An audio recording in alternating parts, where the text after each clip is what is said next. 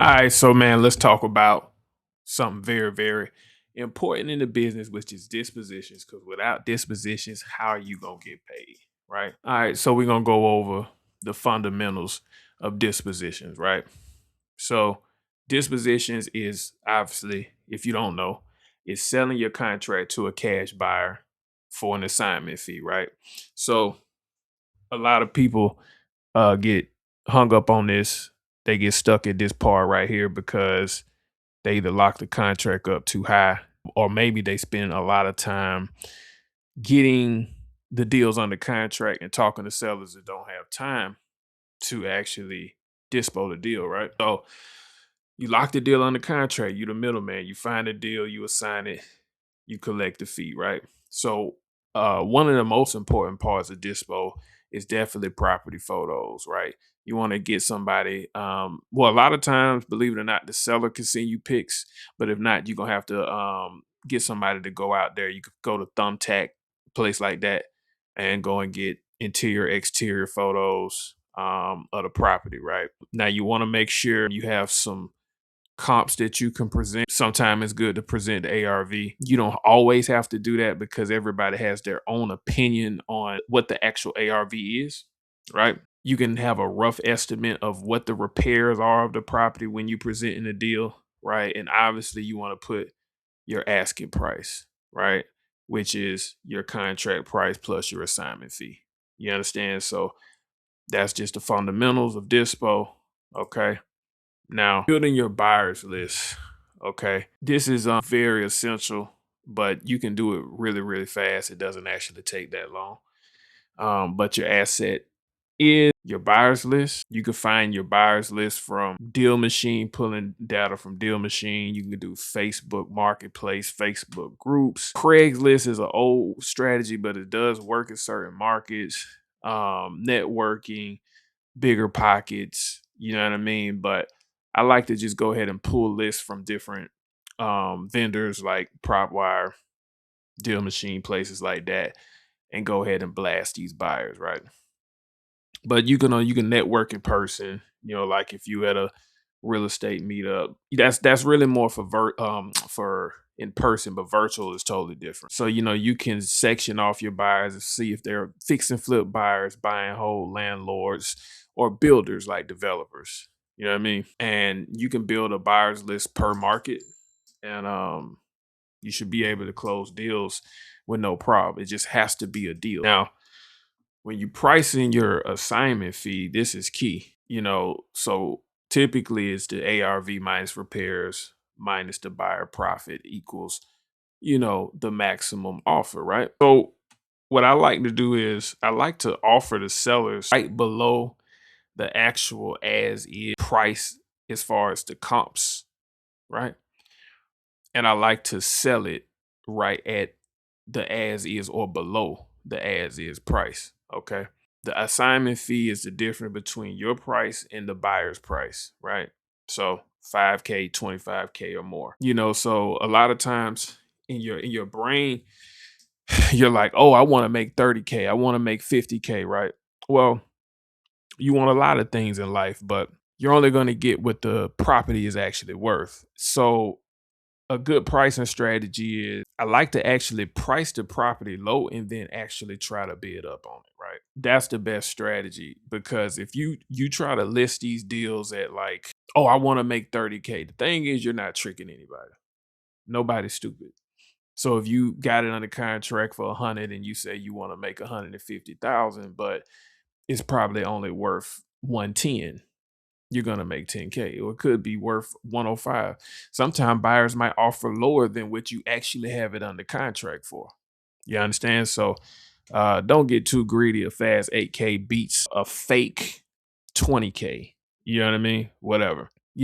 Buyers typically want in certain markets 70 to 75% of ARV minus repairs. In certain markets, they actually some greedy. I wouldn't even say they just really greedy, kind of, but it's really certain markets they used to paying even 50 to 60% of the ARV. So you got to get these deals pretty low to really make a profit. So your profit lives in the spread. You don't have to disclose your assignment fee in the contract. In our contracts, it doesn't, but it really actually does not matter because the buyer, if they want the deal, they're going to buy it anyway. Okay. If the spread is 20K or over, it's a good idea to double close instead of doing assignment just to keep people out your business. You know what I mean? Rule of thumb. Maybe even if it's in certain markets, even if it's only 10 to 15K, you might want to double close, right? And because right now they're hating on assignment, so double closing is something that you're gonna have to learn how to do. And I'll show you that, right? So some of the best strategies for dispo, SMS, and RVM dispo blasting, right? So typically I do a quick voicemail drop, right? To get these deals out. You know what I mean? Keep it short, like, hey, I need to sell this deal quick. It's 50K, it's vacant. Hit me up ASAP, right? And then typically we'll rotate the same message in SMS, but in different variations. You get what I'm saying? So we include the asking price, the bed, the bath.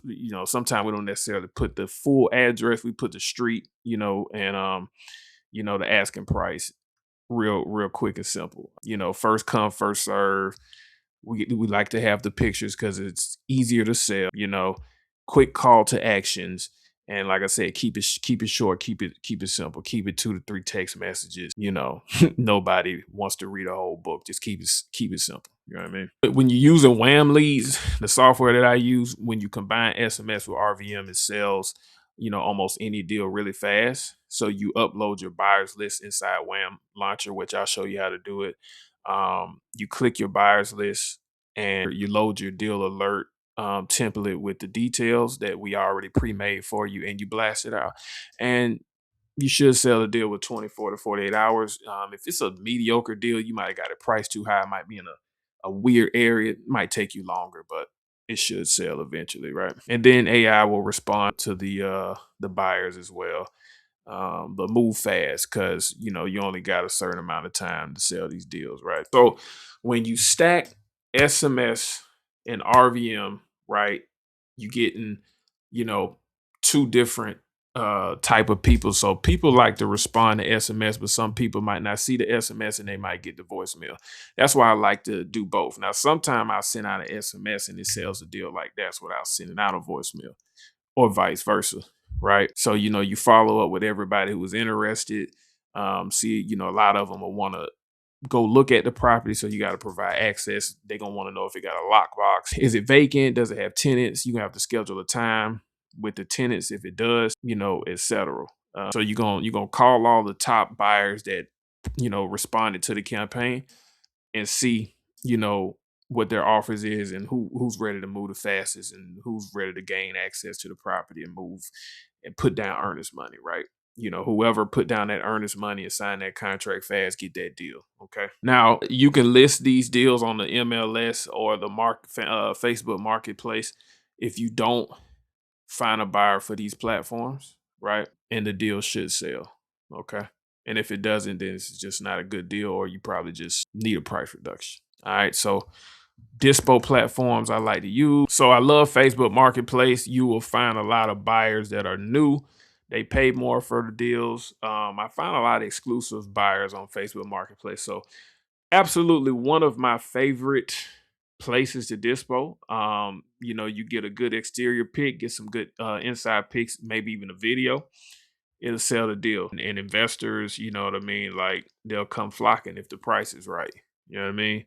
Respond fast, get fast results. So don't sleep on Facebook Marketplace. I use it all the time. MLS and realtors, great strategy. Flat fee MLS, anywhere from $100 to $300. You'll get it listed on the MLS. It goes viral. You could put it on places like Brokerless, Houseo, Baycom, all these different platforms. And, essentially you can also convert these deals into novations if necessary. But, the whole idea is to find a buyer who, might be willing to pay more. That's the whole purpose of the MLS. It just gets more exposure because your deals show up on Zillow, Realtor, Redfin. The thing is, you're going to have to pay Realtor, anywhere from 2 to 3%. So keep that in mind. But you don't have to pay you don't have to pay the other 3%. So that's the purpose of the flat fee, right? So yeah, this is the biggest buyers list you're gonna get is the MLS. You know what I mean? It's like absolute biggest buyers list. I mean, your strategy could be lock the deal up and throw them all on the MLS. You're just gonna have to let the seller know what you're doing, right? So that's a strategy as well. Sometimes it's better to use a realtor instead of a flat fee. It's pros and cons. So the thing about a realtor, when you're using a realtor, they're gonna actually go out, put a lockbox on the property. They'll probably take pictures. They're gonna meet with the buyers. They're gonna talk with the buyer's agent because they're listing it for you as on the selling side. So you pay more, but they do the work for you versus a flat fee. So especially when it's like a light rehab, maybe retail ready, it's not good for your buyers list. And the spread is, it's a big enough spread to pay the 5 to maybe even 6%. You don't want to manage showing, and even if it's like a novation or creative or a seller finance deal, right? MLS is really good, investor friendly. So, you find agents, you can go on Zillow, redfinrealtor.com. Tell them what you're trying to do. Tell them you're trying to assign it or double close. You can negotiate their commitment, but they bring the buyer. They need to understand that the contract is assignable and you plan on double closing or assigning it. And, pretty much understand, they need to understand exactly what you're doing. So investor friendly realtors, they've done it before. So it shouldn't be a problem, right? And if they haven't, you might have to explain it to them. So. But realtors, great way to sell your deals, get them listed on MLS. Double close versus assignment. Assignment, real simple. Get under contract, assign it. You know, Everybody sees your assignment fee on the HUD. Real simple. Double close is, it's two ways to double close. So you're gonna either do something what they call pass-through funding. Some title companies, some attorneys do it, some don't. If they don't do pass-through funding, which pass-through funding is when you're using the buyer's money to fund the A to B and the B to C. So you're using the buyer's money to close. So they'll wire in the money. You'll come in and sign with the seller. Well, you buy the house and then you turn around and sell it to the buyer, but you're using the buyer's money. If the title company or the attorney does not allow that, then you will have to use something called transactional funding. And that's going to be an extra fee, but it's worth it because, double closing is necessary in some cases, especially when you're making a big spread, right? Because then nobody knows how much you made because you double close. So, you know what I mean? Can't go wrong. All right. So, advanced dispo strategies. Let's go into it. So, the full dispo stack, right? SMS plus RVM plus face flat fee. And now you got the deal everywhere. You know what I mean? And the deal should sell in 24 to 72 hours with no problem. You understand? A lot of time, like I said, SMS and RVM will sell it by itself. Sometime you might have to throw it on Facebook. Facebook will sell it by itself. If all else fails, use the flat fee MLS or a realtor. Okay. But the RVM and the SMS loaded up to WAM leads with deal machine data works a lot of the times. Okay. So that is how you dispo a deal. Can't go wrong with these strategies. Just lock in, follow directions, you'll close deals. Okay. Do the work. Now, building a VIP buyer list. A VIP buyers list is like people that have already closed deals with you before. So you put them on the VIP list and you send it to, the top 5 to 10 buyers. They get first deals. And then, a lot of time they close it fast. They might pay the most. You have a good relationship with them. So I always send it to them first. You know what I mean? You can build a strong buyers list. A few buyers could make you, you know, 6 figures a year. A few buyers, 5 buyers, whatever. Now, JVing is also a great way to wholesale. Like if you got deals, you can send them all to me. My team of JV them for you. We do a 50-50 joint venture and we'll dispo the deals for you. And then you can focus on locking up deals. You can JV with other members. It was inside WAM University. It's a great way to free up the time because a lot of time when you first starting off, you don't have time to do dispo marketing and acquisition. So if you don't, then you can always JV. I love JV. So Keep that in mind. JV your deals, send them to me, send them to the people that's in our network. You know what I mean? And let's close some deals. Now, that's pretty much it for Dispo. I'm going to show you exactly how to actually implement it with the Wham leads, Wham launcher, the Wham lead software, how to pull the data. But I just wanted to give you a rundown on what Dispo is, what to expect, and exactly how to do it. Now, go close some deals. Don't overthink it. You know what I mean? And let's get the bag, baby. Let's close. Peace.